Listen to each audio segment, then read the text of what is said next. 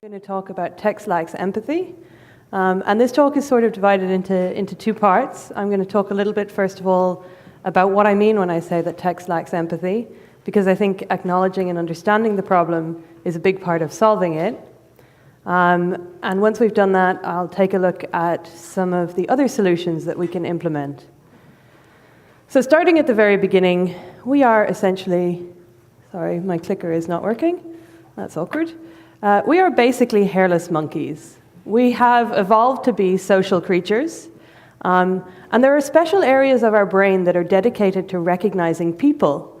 Even in people who suffer from face blindness and can't connect faces with individuals, those areas of the brain still respond to pictures of faces and to faces in a way that they don't respond to pictures, say, of cars or ducks. Monkeys keep their social groups together by grooming each other, picking fleas off each other. I hope all of you have had a shower this morning. Because the most social primates, the Myopithecus, connect with about 60 other individuals in their social groups. Humans have much, much bigger social groups than that. A very conservative estimate puts the mean at about 150. I reckon if you look at your Facebook or your Twitter feed, it's a lot higher than that. And the way that we manage to do this is our ability to communicate, our ability to talk to the people around us, to communicate not only about what we need, but also about how we're feeling, what we're thinking, to introspect, and to share that with the people around us. And those abilities also allow us to understand how other people are feeling and thinking about the world. Empathy comes from the German word Einfühlung, so one feeling, or in English, the power of projecting one's personality into and so fully comprehending the object of contemplation. When we communicate, we don't just do this with words. We can communicate without using words at all, in fact. And ordinarily when we speak, a lot of content is conveyed outside of the words that we use. We can use facial expressions, hand gestures, and body language and positioning. And these cues are so strong that we recognize them even in things and animals that don't have this way of communicating. But what happens when the emotion is removed from a conversation? If you get this email, what's your reaction? I'm hearing an oh shit.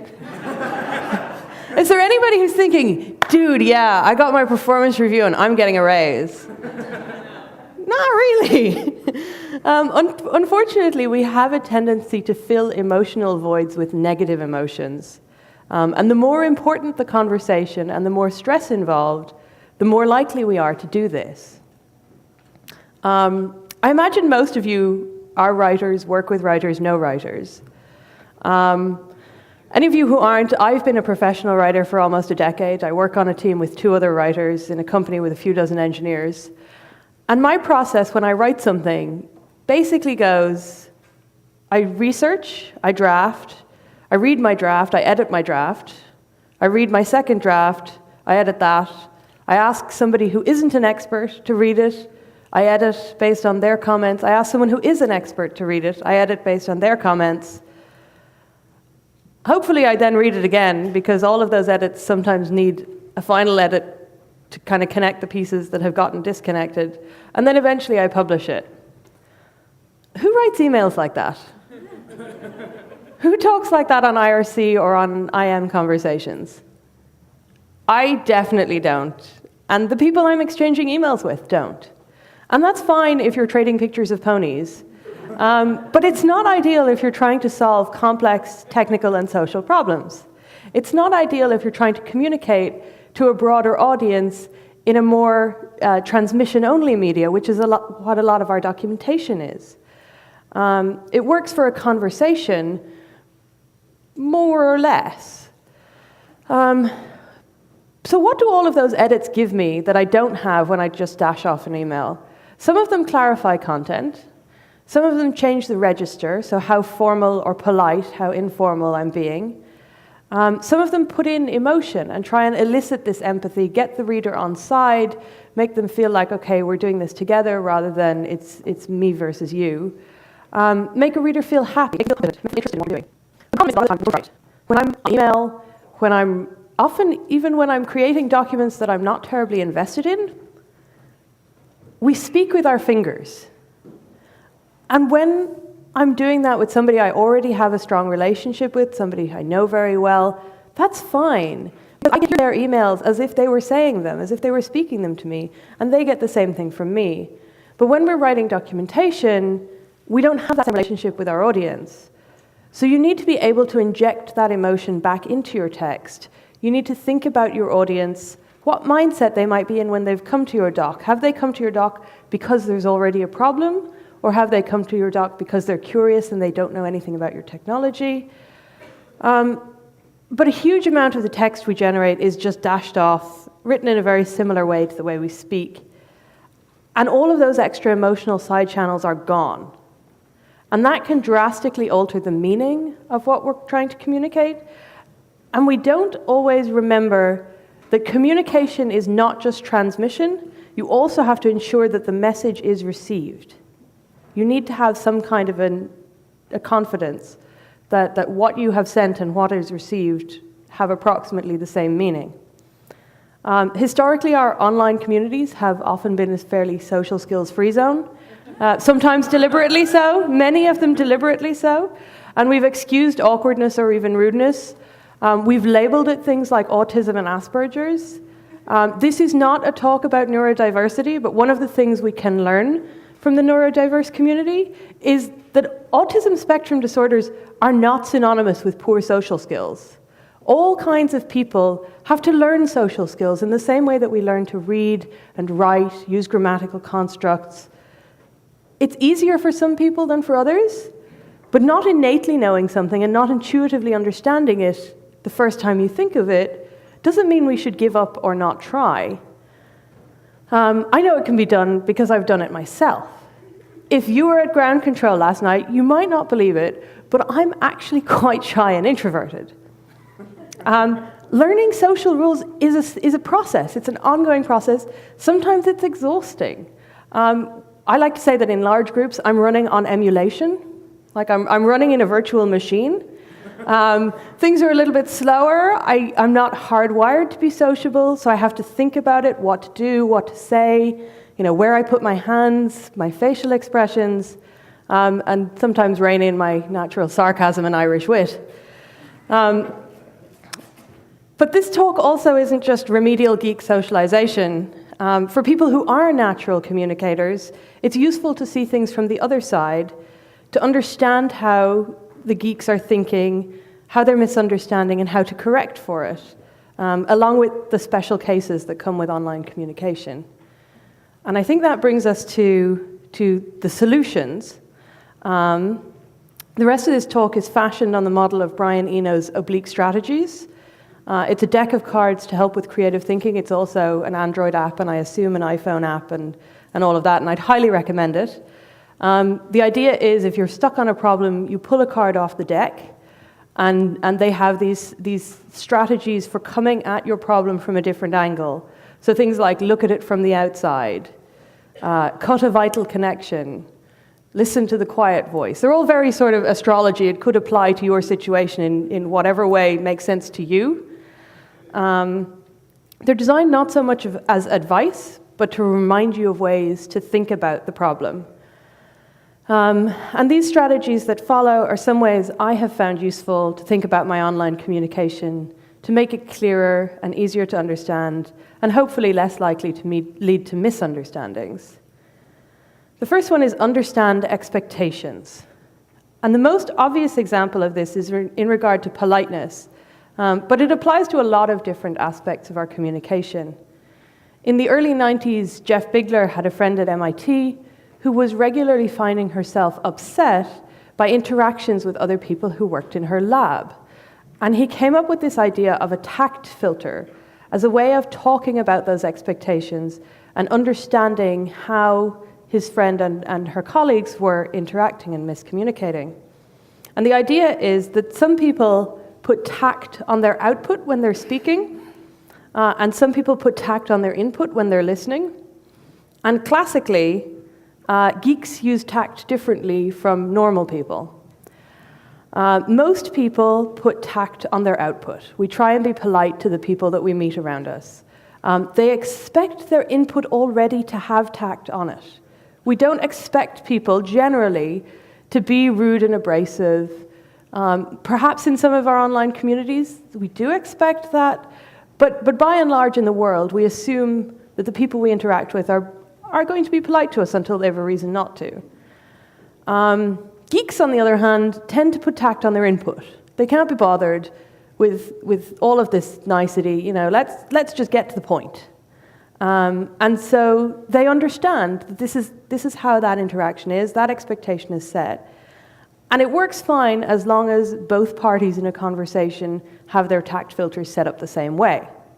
The problem is when you have somebody who's expecting tact on the input, and so they're producing output that is not polite necessarily. It can be very brusque, it can be as far as rude.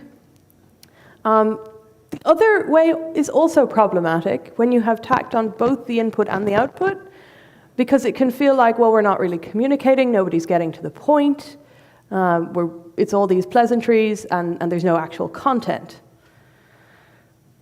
My favorite solution to this is always to have a little bit of tact on your output. You don't have to have, the full range of how polite you'd be when you went home for dinner with, a new partner's parents, but have a little bit of tact on your output. And this is really easy to do. We have templates for this. Honestly, there's quite a lot of them online. But this is one of my favorites for email. Hello, whoever it is. All the things you were going to write anyway. Thanks, my name. That's all it takes. And I know there are a few of you in here who've gotten a lot of emails from me in the past. You look at all my emails. I sign off with, thanks, Noirin. It's as natural to me at this point as writing my name at the bottom of an email. And I don't think about it anymore. It's just, that's my default. And it comes across as more polite.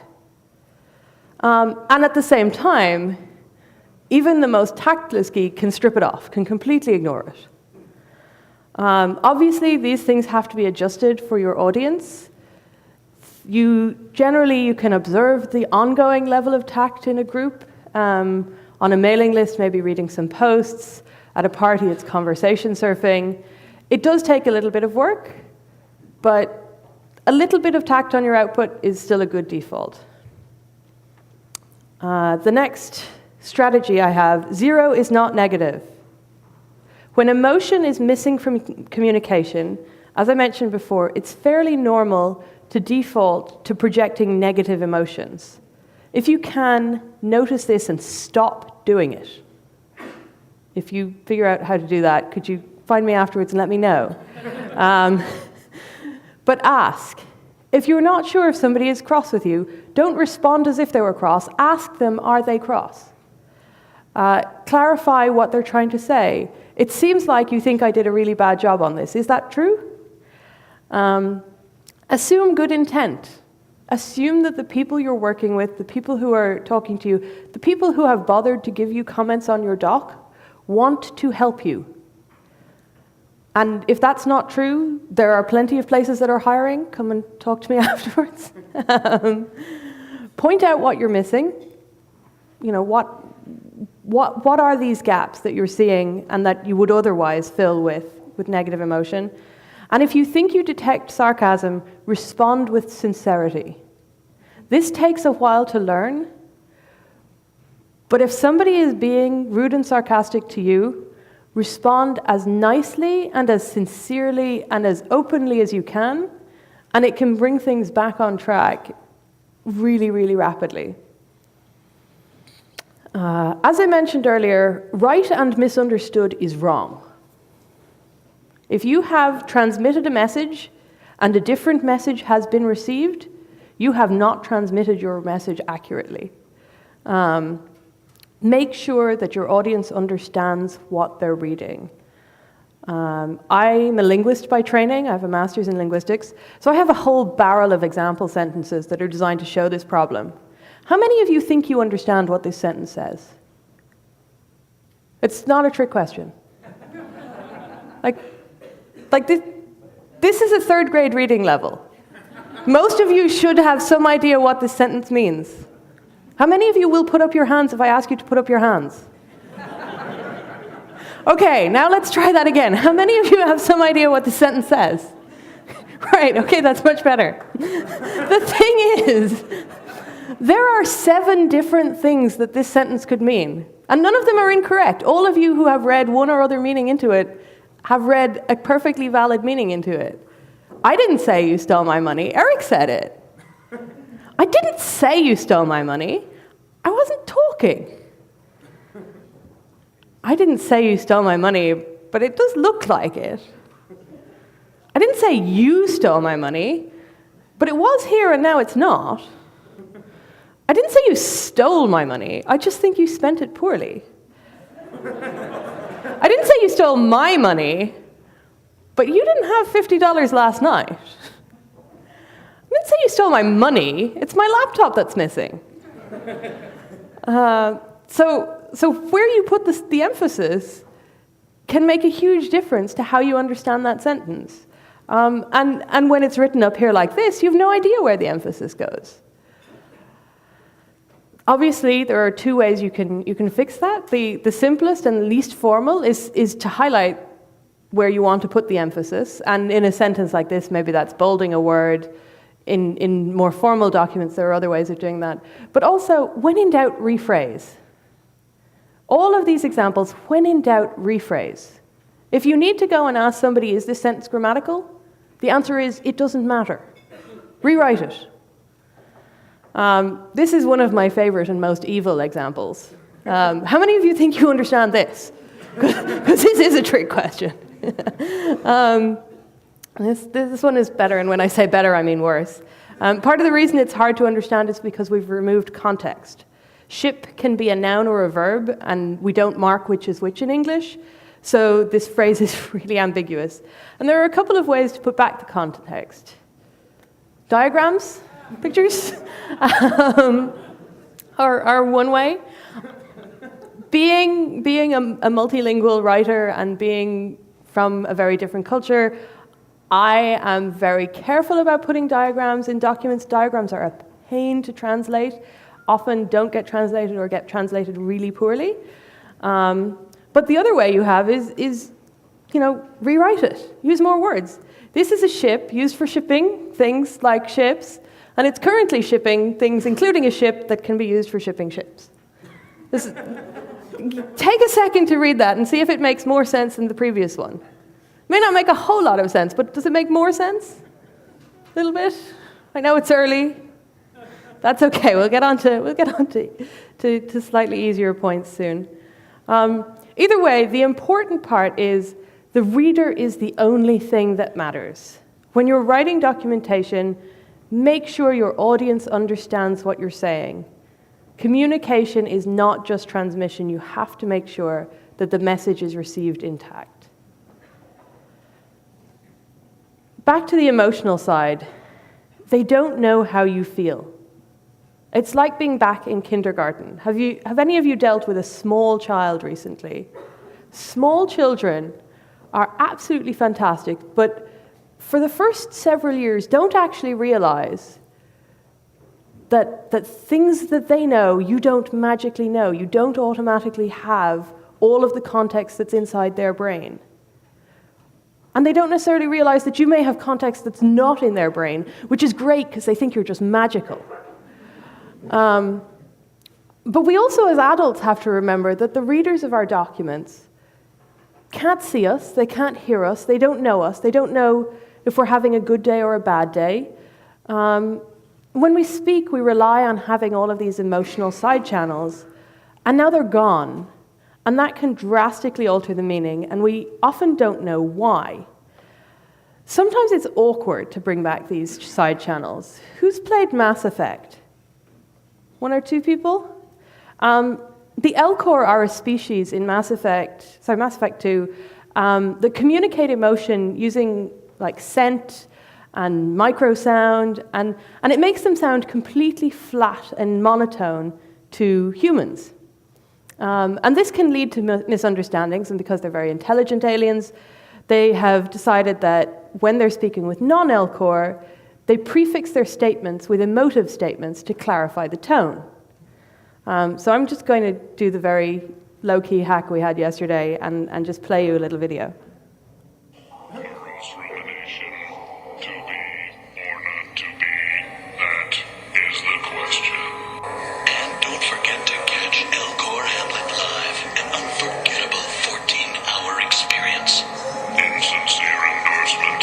You have not experienced Shakespeare until you have heard him in the voice of Elcor. So I wouldn't necessarily suggest insincere endorsement as an emotive attachment that you put with some of your text. I think it's better to have sincere endorsements, ideally. But stating your emotions is a really good way of getting conversations back on track. If a conversation over text isn't going well and you can't figure out why, stating your emotions, stating your assumptions, stating what you're hearing.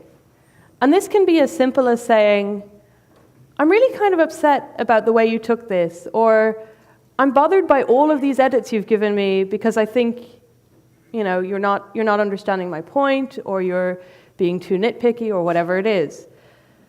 And this can often be a revelation to the other side that can drag things back on track. They don't have all the context that's in your brain. Paraphrasing what you've heard. I heard you say such and such. Is that what you meant? I have a colleague who says to me, "You're an ass." And what he actually means, no, he says it on a regular basis. And what he actually means is, you've just done something truly brilliant that I'm not sure I could have done. Right? But if he were saying, "You're an ass," and I were hearing, "You're an ass," we'd have a problem. That would not be okay. But he's saying, "You're an ass," and I'm hearing, "Really good job, well done." And so it's great. It's fantastic. I love being told I'm an ass by this one person, okay? This is not a general invitation. It's important to establish relationships with the people you're working and communicating with. And you can establish relationships with groups. You can establish a relationship with your audience even without knowing them individually and personally. But you do have to have a back and forth. Emoticons.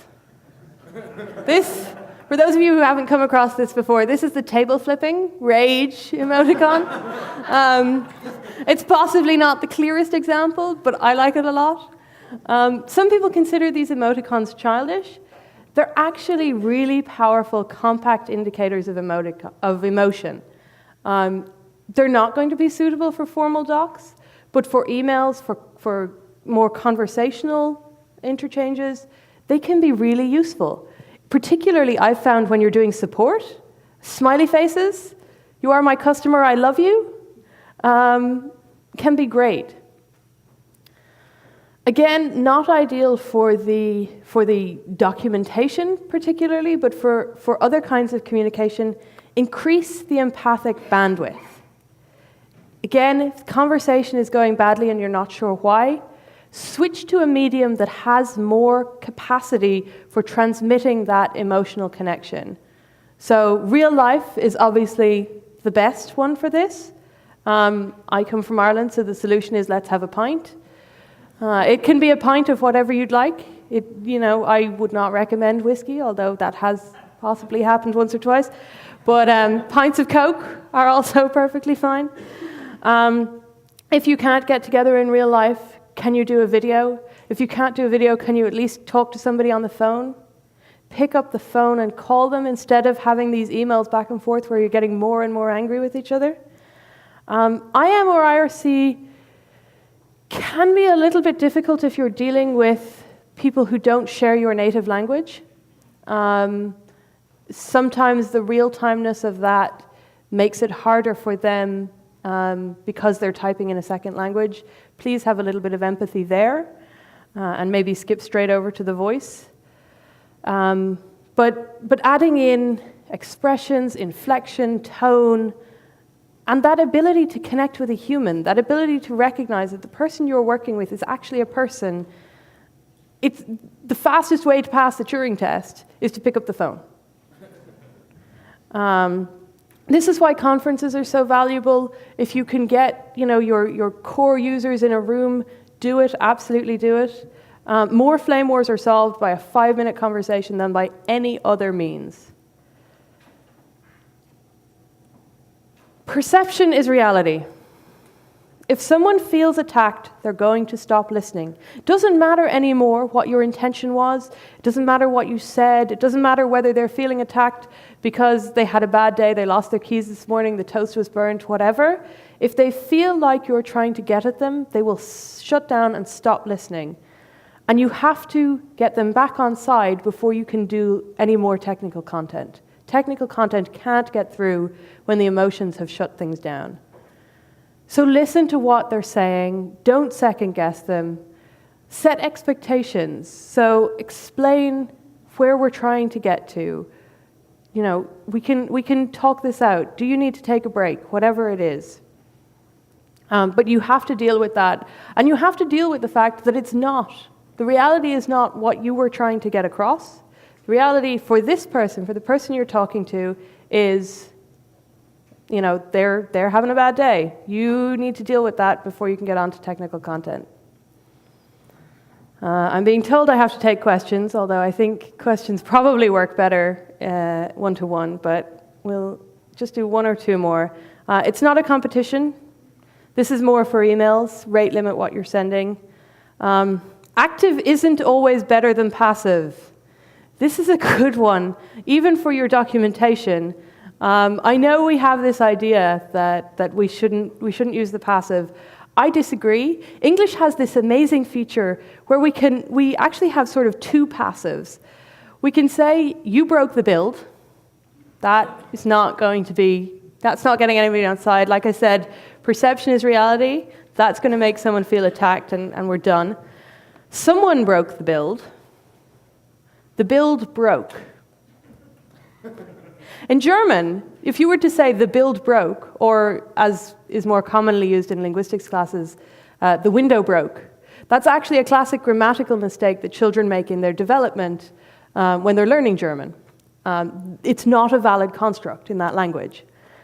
In English, we can say the window broke, the build broke. It just happened out of nowhere, I don't know. And then we can get on with fixing it. Similarly, if you're writing documentation and you're explaining an error case, if this has happened, not if you have broken the build, if the build has broken, here's how we can deal with it. When you're wrong, say so. When the other person is right, say so. When you're right, shut up. Right? If you're actually right, someone else will realize and point it out. When the other person is wrong, shut up. Point out the brokenness. Don't point out that they're wrong. We're all human. Provide people an out. Don't corner them. Competence is more likely than incompetence. Again, these are just strategies. They're ways to think about it. I can tell you what I think about these strategies, but you can also use them without having my my commentary. This is my last one and my favorite one. If it doesn't matter, do it their way. If it doesn't matter and you still want to do it your way, either you're just arguing for the sake of arguing, in which case stop that, or it does matter and you have to explain why. Get on to the conversation about why it matters. And now, questions. Do we have any? Is anybody awake? We have a few people awake, okay. Yep. Just beside you, Eric. Don't go too far. Yeah. This is more a comment, but I noticed that some of my coworkers from particular countries are more likely to start a IM conversation with, "Hi Lois, how are you?" and then go on, whereas other people will start with, "Can you do this?"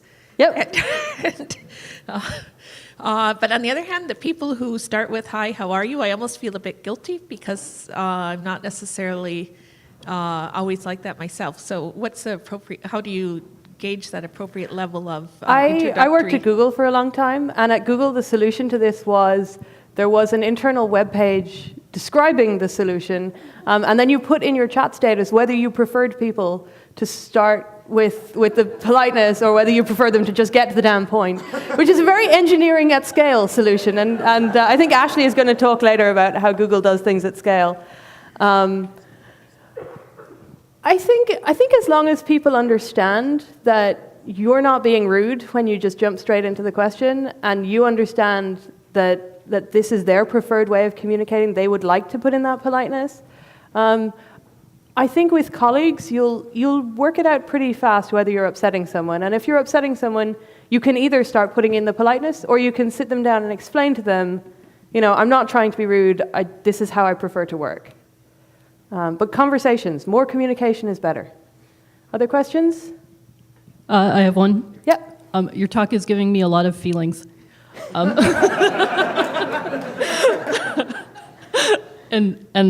what I really want to hear, and I don't know if you want to talk about this, is the gender analysis of the last 5 minutes of what you just said. So the gender analysis of politeness and that kind of thing, or? Politeness versus directness, engaging in arguments versus, versus being the person who always is the one to disengage the argument. I'd like to hear more about that. Yeah, that's a deeply, deeply complicated question, and I have 5 minutes. But what I will say, no, it is, and it's something I'm very happy to talk about later on. I'm easy to find, so y'all should come and find me if you want to talk about that. But yes, classically, we train our women to do this and our men not to. I think it's important for all of us to be able to do this. I also think it's particularly important for those of us who have been socialized as women to be the ones to back off, that we not always back off, that we get our point across. Sadly, women will get their point across better if they're perceived as being nice. They will do better if they're perceived as being nice. I have taken hits in my career and will continue to take hits in my career because I would rather be competent than nice. This is a huge problem. I can't solve it in 5 minutes. But send more of the men you work with to my talks. Seriously, because I will sit them down and give them the slap down. There is no reason that women are not inherently better at this. Men are not inherently worse. This is not inherently harder for men. Just get on it.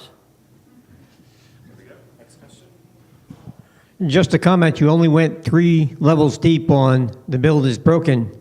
You forgot the agonized scream followed by a series of curse words. Oh, you know what? I've spent most of my professional life working with ops people. That goes way, way, way down, including the levels of niceness of the whiskey the developers should be buying you, depending on how broken the build. Yeah, no, again, let's take that conversation to the pub. Any more questions? Yeah, back here.